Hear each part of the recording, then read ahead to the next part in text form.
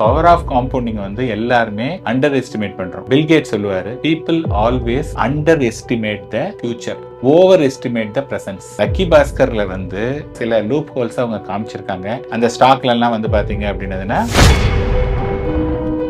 Sir உங்களோட reels நாங்க நிறைய பார்த்துருக்கோம் இல்லையா? அதுல நீங்க ஒரு ரீல்ஸ்ல வந்துட்டு சொல்லியிருப்பீங்க. ஒரு பூக்காரம்மா, இல்ல ஒரு பாமர மக்கள் ஆகியவங்க வந்துட்டு, ஒரு நாளைக்கு ரூ. 50 வந்துட்டு சேர்த்தாலே போதும். 30 வருஷத்துல வந்துட்டு அவங்களுக்கு ரூ. 1,50 கோடி ரிட்டர்ன் கிடைக்கும்.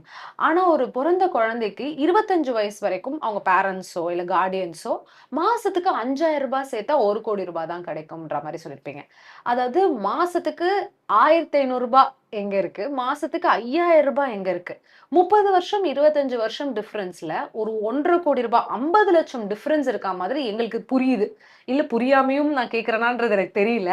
சோ இத நீங்க கொஞ்சம் விளக்க முடியுமா? ஓகே, இப்ப வந்து கவுன் பனேகா குரோர் பத்தி பார்த்திருக்கீங்களா? ஆ, ஓகேங்களா? அதுல வந்து பார்த்தா ஒரு 14 கொஸ்டின் இருக்கும். ஓகே. ஆ, 14வது கொஸ்டின்ல உங்களுக்கு வந்து ரூ. 1,00,00,000 வரும். ஆமா, கரெக்ட்டா? ஆமா.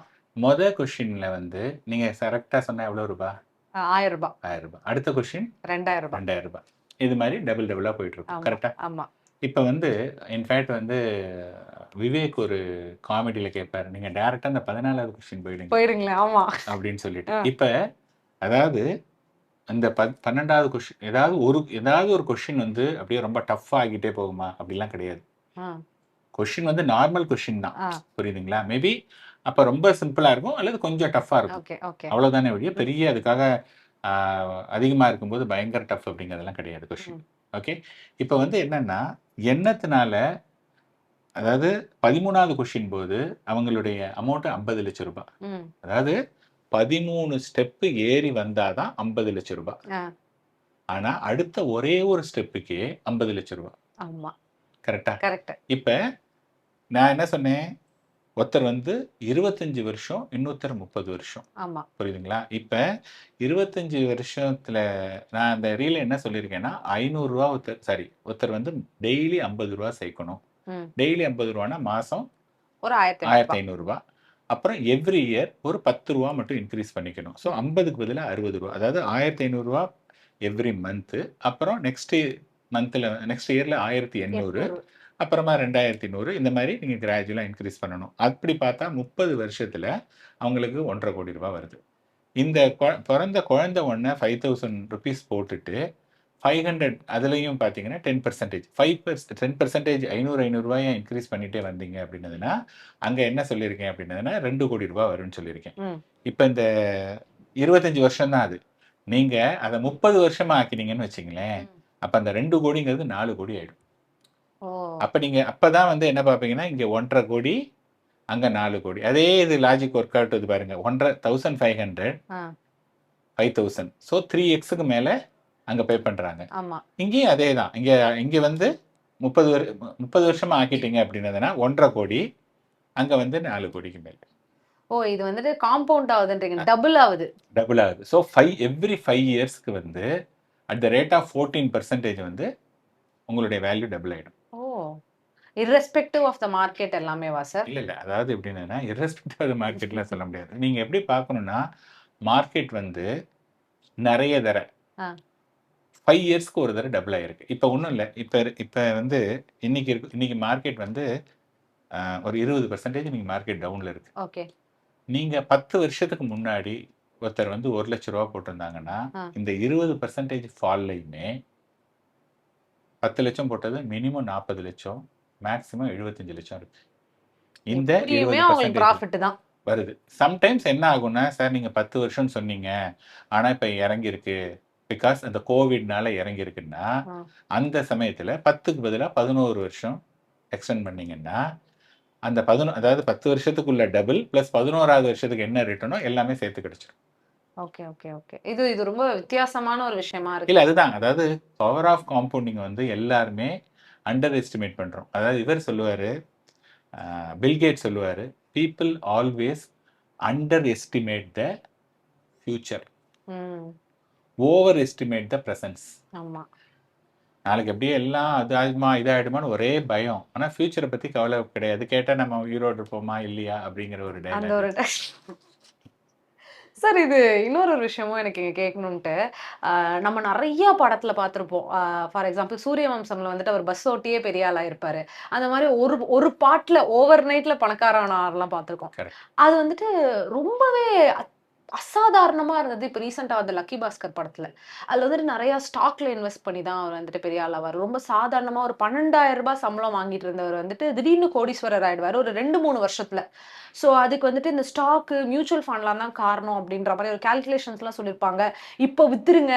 நம்ம பெருசா லாபம் பார்க்கலான்ற மாரி. அது சில பேருக்கு அது புரியல. என்ன அவங்க சொல்ல வராங்கன்ட்டு. அது என்னதான் சார் அது அவ்ளோ ஈஸியா அது கத்துக்கிறது? இல்ல அது பண்றது?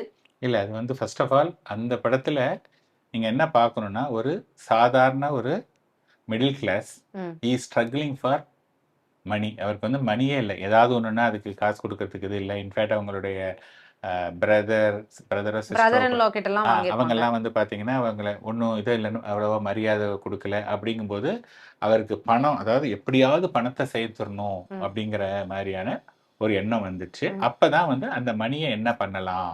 அப்படிங்கும்போது பேங்க்ல வந்து பார்த்தீங்கன்னா, காலையில மணி வருது.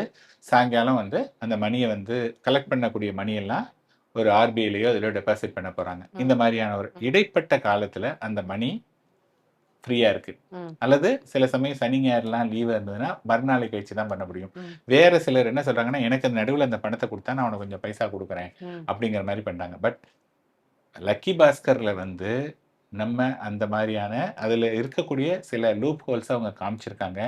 அது வந்து பண்ணவே கூடாது. அந்த படத்துலயும் அவர் பண்ணதுனால அவர் வந்து கஷ்டம் தான் பட்டாரே ஒழிய ஒண்ணும் இது இல்ல. நாளைக்கு எல்லாமே பயந்துட்டு அவங்க ஒய்ஃப் உங்கள பார்த்தா இதா இருக்கு. நான் தனியா போறேன். நீங்க வந்து முன்ன மாரி இல்ல. முன்னாடி நம்ம சந்தோஷமா இருந்தோம். இப்ப நீங்க யார் யாரோ பேசுறாங்க, என்னென்னமோ இது பண்றாங்க அப்படிங்கிற மாரியான விஷயங்கள்லாம் வந்து சொன்னாங்க அது. ம். ஸோ அங்க வந்து என்ன சொல்லியிருக்காங்கன்னா, இந்த மாரி இருக்கக்கூடிய இது அல்லது சில ஸ்டாக்ஸ் வந்து அதெல்லாம் இன்னும் கொஞ்சம் ரொம்ப ஓல்டன் டேஸ்ல அந்த ஸ்டாக்லலாம் வந்து பார்த்தீங்க அப்படின்னதுன்னா, பணம்லாம் பண்ணலாம். இந்த காலகட்டத்தில அது எதுவுமே வந்து நடக்கவே நடக்காது. ஸோ லக்கி பாஸ்கர் வந்து ஜஸ்ட் ஒருத்தர் ஆஸ்பைரிங்கா மேல வரணுங்கிற எண்ணத்த மட்டும் எடுத்துக்கலாமே ஒழிய, அந்த படத்தில உள்ள விஷயங்கள் எதையுமே நம்ம ஃபாலோ பண்ண முடியாது. அது ச எதுவுமே அது வந்து நாட் அ லீகல் ஒன். ஓ! இப்ப அது நாட் லீகல் ஒன்றதெல்லாம் புரியுது. பட் இந்த ஸ்டாக் வந்துட்டு இன்னைக்கு ஏறுது. சோ இது விழப்போதுன்னு தெரிஞ்சு அந்த விக்கிற ஒரு ஸ்ட்ராட்டஜி இருக்குல்ல சார். அதுதானே அவங்க மேஜரா காமிச்சிருக்காங்க. அது எந்த லெவலுக்கு ரியல் டைம்ல வந்துட்டு நம்பி இன்வெஸ்ட் பண்ணக்கூடிய ஒரு இன்வெஸ்ட்மென்ட்டா இருக்குன்னு தான் என்னோட இல்ல. கேள்வி. இது வந்து பார்த்தீங்கன்னா, அது வந்து நடந்த காலகட்டங்கள் வந்து இருக்கு. இப்ப மார்க்கெட்ட பொறுத்தவரையும் பார்த்தீங்கன்னா, நாளுக்கு நாள் வந்து மார்க்கெட் இஸ் மெச்சூர்ட் அண்ட் நெறைய அ செக்யூரிட்டி இதெல்லாம் டைட்டன் பண்ணிட்டே இருக்காங்க. ம். இப்ப ஸ்டாக் மார்க்கெட்ல வந்து பார்த்தீங்கன்னா, ஒரு 25 வருஷம், 30 வருஷத்துக்கு முன்னாடி நீங்க போயிட்டு, எனக்கு இந்த ஸ்டாக் வேணும் அப்படின்னு சொல்லிட்டு ஏதாவது ஒரு ஸ்டாக் சொல்லுவாங்க. நீங்க ஒரு பிரைஸ் நான் இந்த பிரைஸ்க்கு வாங்கிக்கிறேன் அப்படின்னா, ஓகேன்னு எழுதி போடணும். பை த டைம் நீங்க எழுதி போட்டு, அதுக்கப்புறமா அவங்க குடுக்கணும். இன் பிட்வீன்லாம் வந்து பிரைஸ் ஃப்ளக்சுவேஷன் இருக்கும். ம். 2வது நீங்க இன்னைக்கு சொன்ன பிரைஸுக்கும், நாளைக்கு அது வர்ற பிரைஸுக்குமே நெறைய டிஃபரன்ஸ் இருக்கும். ஓகே. இன்னைக்கு வந்து பார்த்தோம்னா, எல்லாமே ஆட்டோமேட்டிக்கா. இப்ப நீங்க ஒரு ஸ்டாக்க விக்கணும் அப்படின்னதுன்னா, அடுத்த செகண்ட் யாரோ ஒருத்தர் வாங்கிடுவாங்க. பார்த்தீங்கன்னாலே இங்க பிட் அண்ட் ஆஃபர்ன்னு 2 இது காமிப்பாங்க. ம். அதிலேயே வந்துட்டுருக்கும். இந்த பிரைஸுக்கு இத்தன பேர் வாங்குறதுக்கு ரெடியா இருக்காங்க. இத்தன பேர் விக்கிறதுக்கு ரெடியா இருக்காங்கன்னா, அந்த பிரைஸ் போட்டீங்கன்னா, யார் கேட்கறாங்களோ அது 2த்தும் மேட்ச் ஆனதுன்னா, automatically the transaction will executed. எல்லாமே வந்து ஃபிராக்ஷன் ஆஃப் செகண்ட்ஸ். எப்படி ஒரு ஓடிபி வந்து இப்ப உங்களுக்கு வந்து நான் பைசா ட்ரான்ஸ்ஃபர் பண்ணணும் அப்படின்னா, ஜஸ்ட்டு ஜிபேலயே உங்க நம்பர இது பண்ணிட்டு பண்ணோம்னா, ஆட்டோமேட்டிக்கா வந்துருது. இன்ஸ்டன்டேனியஸ் வந்துருது ம். பார்த்தீங்களா? ஸோ இன்னைக்கு வந்து டெக்னாலஜில அவ்வளோ ஃபாஸ்ட்டா இருக்கு. அதனால இந்த மாரி ஒரு ஸ்டாக் அது மாரி பண்ணணும் அப்படிங்கிறதெல்லாம் முந்தைய காலகட்டத்தில நடந்திருக்கு. இப்பலாம் அது சாத்தியமே கிடையாது. சாத்தியமே கிடையாது.